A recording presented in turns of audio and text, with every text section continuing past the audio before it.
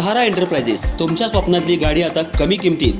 इचलकरंजी शहरालगत असलेल्या कबनूर चंदूर रोडवर कोन्नूर पार्कमधल्या सहारा एंटरप्राइजेस इथं पश्चिम महाराष्ट्रातली विविध बँका आणि फायनान्स कंपन्यांनी जप्त केलेल्या जुन्या दुचाकी आणि चारचाकी गाड्यांची विक्री केली जाते. शोरूम किमतीपेक्षा 25 ते 50% कमी दरात, उत्तम स्थितीत आणि संपूर्ण कागदपत्रांसह त्वरित डिलिव्हरी.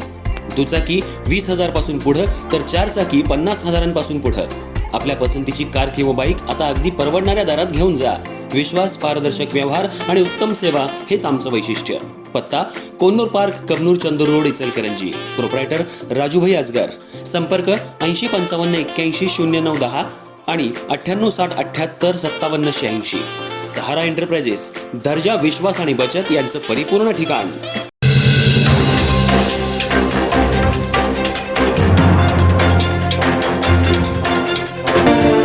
इचलकरंजी शहरातील पाणी पुरवठा मोठ्या प्रमाणावर बंद पडला असून नागरिकांना गंभीर त्रास सहन करावा लागतोय.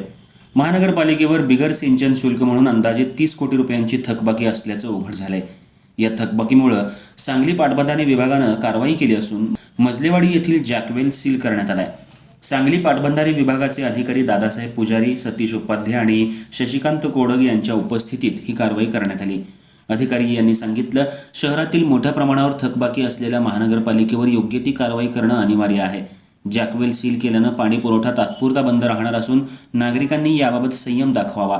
महानगरपालिकेच्या थकबाकीमुळे शहरातील पाणी पुरवठ्याचं नियोजन अडचणीत आलं असून नागरिकांनी पाण्याचा योग्य आणि काटकसरीनं वापर करणं गरजेचं असल्याचं सांगण्यात आलं.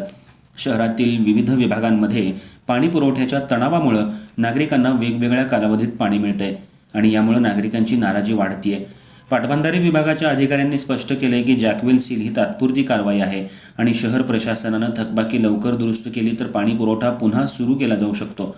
त्याचबरोबर विभागानं महानगरपालिकेला थकबाकी भरण्यासाठी आणि पाणी पुरवठ्याच्या नियोजनासाठी सूचनाही दिल्या आहेत.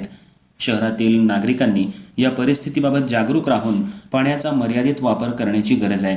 महानगरपालिकेच्या वतीनंही थकबाकी लवकर भरून पाणी पुरवठा सुरळीत करण्याचे प्रयत्न सुरू आहेत.